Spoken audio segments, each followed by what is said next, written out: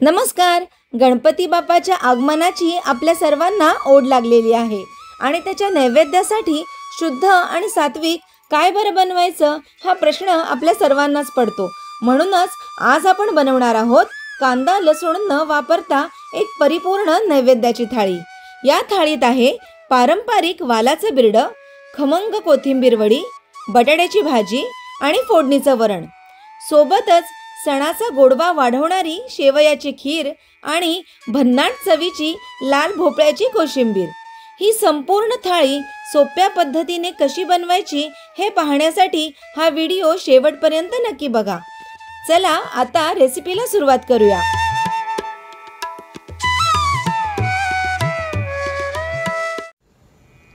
सर्वप्रथम शेवयांची खीर बनवूया. त्यासाठी कढईमध्ये थोडंसं तूप तापत ठेवलंय.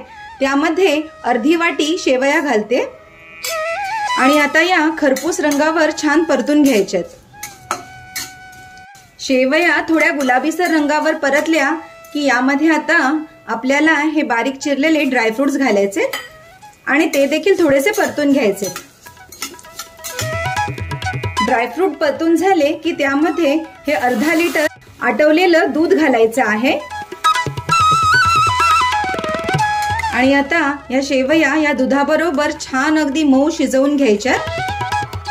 शेवया थोड्याशा शिजल्या की यामध्ये अर्धा वाटी साखर घालायची आहे. तुम्ही तुमच्या गोडाच्या अंदाजाप्रमाणे यामध्ये साखर घाला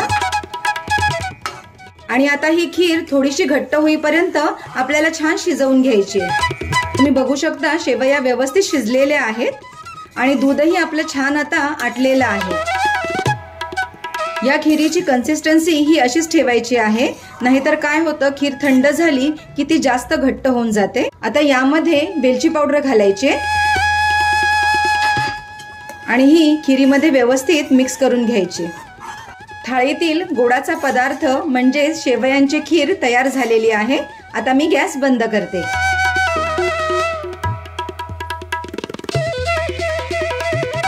आता आपण वालाचं बिरडं बनवणार आहोत.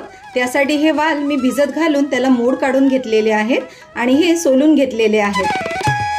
कढईमध्ये मी थोडंसं तेल तापत ठेवलेलं आहे. त्यामध्ये आता अर्धा छोटा चमचा थोडंसं हिंग घालायचंय, अर्धा छोटा चमचा जिरं आणि पाव चमचा राई. त्याचबरोबर याच्यामध्ये एक छोटी मिरची आणि 7 ते 8 कढीपत्त्याची पानं घालायची. थोडीशी हळद घालायची. ही फोडणी मस्त परतून घ्यायची आणि यामध्ये आता हे वाल घालायचे. हे वाल या फोडणीमध्ये छान अगदी परतून घ्यायचे आहेत. वाल थोडेसे परतले की यामध्ये आता काश्मीरी मिरची पावडर आणि घरचं जे लाल तिखट असतं ते घालायचं आहे. थोडीशी धणा पावडर आणि थोडी जिरा पावडर. त्याचबरोबर यामध्ये एक छोटासा चिरलेला टोमॅटो घालायचा, अर्धा छोटा चमचा किसलेला आलं घालायचंय आणि आता हे सगळं व्यवस्थित मिक्स करून घ्यायचंय. आता यामध्ये शिजण्यासाठी 1 वाटी गरम पाणी घालायचंय आणि झाकण ठेवून 8 ते 10 मिनिटं मंद आचेवर शिजवून घ्यायचंय. 7-8 मिनिटं झालेली आहेत आणि तुम्ही बघू शकता वाल आता बऱ्यापैकी शिजलेले आहेत. आता यामध्ये चवीप्रमाणे मीठ घालायचंय. 1 छोटा चमचा गोडा मसाला घालायचाय. गोडा मसाला नसेल तर गरम मसाला घातला तरीही चालेल. थोडीशी चिरलेली कोथिंबीर घालायची आणि एक अर्धा छोटी वाटी ओलं खोबरं घालायचंय आणि आता हे मस्त मिक्स करून घ्यायचंय. आता परत 3 ते 4 मिनिट झाकण ठेवून मंद आचेवर ह्याला एक वाफ काढून घ्यायची. 4 मिनिटं झालेली आहेत. तुम्ही बघू शकता मस्त वाफ आलेली आहे आणि यामध्ये आता थोडीशी गुळाची पावडर घालायची आहे आणि हे एकत्र करून घ्यायचे. गुळाची पावडर घालणं ऑप्शनल आहे, तुम्हाला आवडत असेल तर घाला. आणि तुम्ही बघू शकता कुठलंही वाटण न घालता फक्त घरातले मसाले आणि ओलं खोबरं घालून हे मस्त असं रुचकर बिना कांदा लसणाचं वालाचं बिरडं म्हणजेच वालाची भाजी ही तयार झालेली आहे।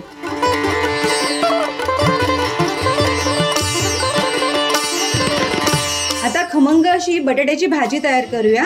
त्यासाठी कढईत तेल गरम करून त्यात थोडा हिंग घालते, थोडीशी राई घालायची, चिरलेल्या हिरव्या मिरच्या, कढीपत्त्याची पानं, थोडीशी हळद, थोडंसं किसलेलं आलं, फोडणी थोडीशी परतून घ्यायची आणि आता या खमंग फोडणीमध्ये उकडलेला बटाटा घालायचा आहे। बटाटा उकडून मी याच्या बारीक फोडी करून घेतलेल्या आहेत आणि या फोडणीमध्ये हा बटाटा छान अगदी व्यवस्थित मिक्स करून घ्यायचा आहे। आता यामध्ये चवीप्रमाणे मीठ घालायचं आहे आणि थोडीशी बारीक चिरलेली कोथिंबीर घालायची आणि हे सगळं बटाट्यामध्ये व्यवस्थित मिक्स करून घ्यायचं आहे। आता भाजीमध्ये थोडंसं खिसलेलं ओलं खोबरं घालायचं आहे, हे मिक्स करून घ्यायचं आहे आणि आता खमंग रुचकर अशी बिना कांदा लसणाची बटाट्याची भाजी पुरी बरोबर खायला तयार झालेली आहे।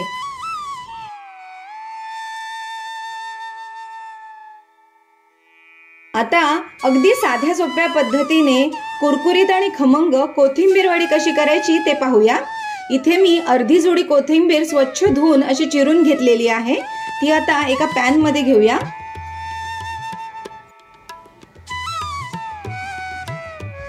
आता या पॅन मध्येच या कोथिंबीर वडीचं मिश्रण आपल्याला तयार करायचं आहे। गॅस मी बंद ठेवलेला आहे। आता इथे मी 1 वाटी बेसन या कोथिंबीर मध्ये घालते। त्याचबरोबर कुरकुरीतपणा येण्यासाठी पाव कप तांदळाचं पीठ घालते, 2 चमचे मिरचीची पेस्ट घालायची, 1 चमचा किसलेलं आलं घालायचंय, चवीप्रमाणे मीठ घालायचंय। आता यामध्ये 1 चमचा धणा पावडर घालायची, आपण पोहे खातो तो हा चमचा आहे, अर्धा चमचा जिरा पावडर घालायचे, 1 चमचा बडीशेप पावडर घालायचे, पाव चमचा हळद घालायचे, 1 चमचा गुळाची पावडर घालायची आणि 1 चमचा चिंचेचा कोळ घालायचा आहे। चिंच आणि गुळाची पावडर घालणं हे ऑप्शनल आहे, जर तुम्हाला आवडत नसेल तर नका घालू, पण चिंच आणि गुळ घातल्याने खूप छान स्वाद येतो। आता यामध्ये 2 वाटी पाणी घालायचंय, 2 वाटी पाणी मी घातलेलं आहे। आता हे गॅस न पेटवताच व्यवस्थित पहिला मिक्स करून घ्यायचंय। हे हातानेच मी अगदी व्यवस्थित मिक्स करून घेतलेलं आहे। हे आता व्यवस्थित मिक्स झालेलं आहे। आता आपल्याला गॅस सुरू करायचा आहे। गॅस सुरू केल्यावर हे सतत हलवायचे आणि एकत्र करत त्याला व्यवस्थित शिजवून घ्यायचे। तुम्ही बघू शकता बेसन आता शिजायला लागलेलं आहे आणि घट्ट व्हायला लागले। आता हे सतत आपल्याला असं मिक्स करत हे शिजवून घ्यायचे। हे मिश्रण व्यवस्थित शिजलं की आपल्याला एका ताटामध्ये हे थापायचं आहे। त्यानंतर याच्या वड्या कापून त्या आपल्याला छान मस्त शॅलो फ्राय किंवा डीप फ्राय करायच्या। तुम्ही बघू शकता हे मिश्रण अगदी व्यवस्थित शिजलेलं आहे। आता गॅस बंद करायचा आहे। आता या भांड्याला मी तेल लावून घेतलेलं आहे आणि तीळ देखील भुरभुरून घेतलेले आहे। यावर आता हे मिश्रण घालायचं आहे। तुमच्याकडे असं भांडं नसेल तर तुम्ही ताटात देखील थापू शकता। हे पहा, सर्व मिश्रण मी काढून घेतलंय आणि आता हे व्यवस्थित असं थापायचंय।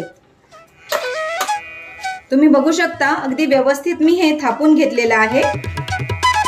आता या बाजूने देखील थोडेसे हे पांढरे तीळ घालायचे। तीळ लावल्याने कोथिंबीर वडी खूप सुंदर दिसते। आता हे तीळ देखील व्यवस्थित असे प्रेस करायचे आहेत आणि आता हे अगदी छान आपल्याला थंड करून घ्यायचे आणि त्यानंतर आपल्याला हव्या त्या शेपच्या आपल्याला वड्या कापायच्या। ही कोथिंबीर वडी आता अशी डिमोल्ड करून घ्यायची आहे। तुम्हाला हव्या त्या शेप मध्ये वड्या तुम्ही कट करू शकता। मी इथे चौकोनी वड्या कट करत आहे। आता या कोथिंबीर वड्या आपण छान तळून घेऊया। कढईमध्ये छान तेल गरम करून घेतलंय। आता यामध्ये कोथिंबीर वडी सोडायची आहे आणि आता या सर्व वड्या खरपूस होईपर्यंत छान फ्राय करून घ्यायच्यात। ही कोथिंबीर वडी बनवण्याची अगदी झटपट पद्धत आहे। नाहीतर कोथिंबीर वडीचे रोल बनवा, ते वाफवा किंवा ताटात थापून ते वाफवून घ्या, यामध्ये फार वेळ जातो। जर डायरेक्ट असं कढईत सर्व मसाले पीठ घालून आपण शिजवून थंड करून छान थापून घेतलं, असं डायरेक्ट कढईमध्ये शिजवून आपण जर ही कोथिंबीर वडी बनवली तर ही कोथिंबीर वडी देखील तेवढीच कुरकुरीत, खुसखुशीत आणि खमंग होते। आपली कोथिंबीर वडी तळून झालेली आहे आणि बघा किती सुंदर, खुसखुशीत, कुरकुरीत ही कोथिंबीर वडी दिसतेय। ही आता काढून घेते।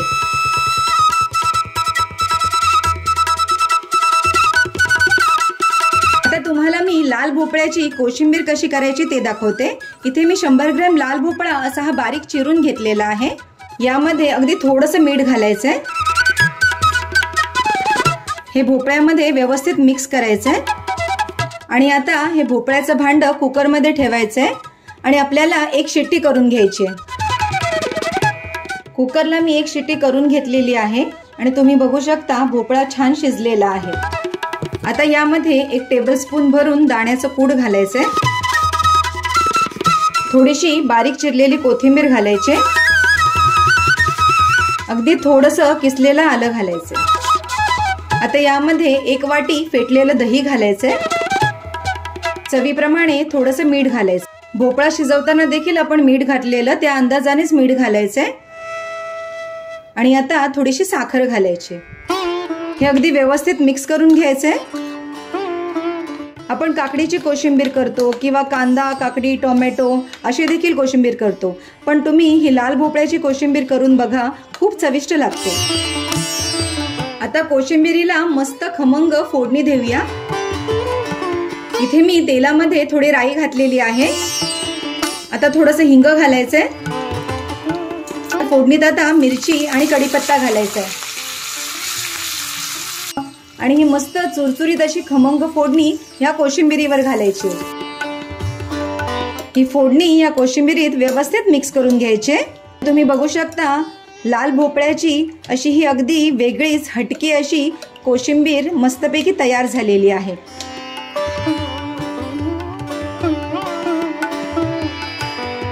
आता वरण बनवून घेऊया।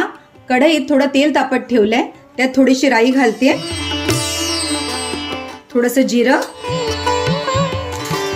हिंग, हिरवी मिरची आणि कढीपत्ता, सुकी मिरची, थोडीशी हळद, हे व्यवस्थित मिक्स करून घ्यायचंय। यामध्ये थोडीशी कोथिंबीर घालायची आणि या मस्त खमंग फोडणीत उकडलेलं तुरीची डाळ घालायची आहे। तुरीची डाळ मी व्यवस्थित उकडून छान घोटून घेतली होती। मस्त तडका बसलाय डाळीला। यामध्ये आता थोडंसं गरम पाणी घालते। जेवढी पातळ डाळ हवी असेल तेवढं गरम पाणी यात घाला। आता यामध्ये चवीप्रमाणे मीठ घालायचंय आणि अगदी थोडीशी गुळाची पावडर घालायची आणि यामध्ये आता थोडं ओलं खोबरं घालायचं। हे सगळं डाळीत व्यवस्थित मिक्स करून डाळीला छान उकळ काढायचंय। तुम्ही बघू शकता वरण आपलं छान उकळलेलं आहे आणि बिना कांदा लसणाचं रुचकर खमंग असं फोडणीचं वरण तयार झालेलं आहे। तर कशी वाटली बाप्पाच्या नैवेद्यासाठीची ही आपली परिपूर्ण आणि सात्विक थाळी? यातला प्रत्येक पदार्थ केवळ चवीला उत्तम नाही, तर तो श्रद्धेने आणि प्रेमाने बनवलेला आहे। बाप्पासाठी स्वतःच्या हाताने असा नैवेद्य बनवण्यात एक वेगळाच आनंद आणि समाधान मिळतं। या गणेश चतुर्थीला तुम्ही ही थाळी नक्की करून बघा। तुम्हाला कशी वाटली हे आम्हाला कमेंट्स करून सांगा। पुन्हा भेटूया। गणपती बाप्पा मोरया।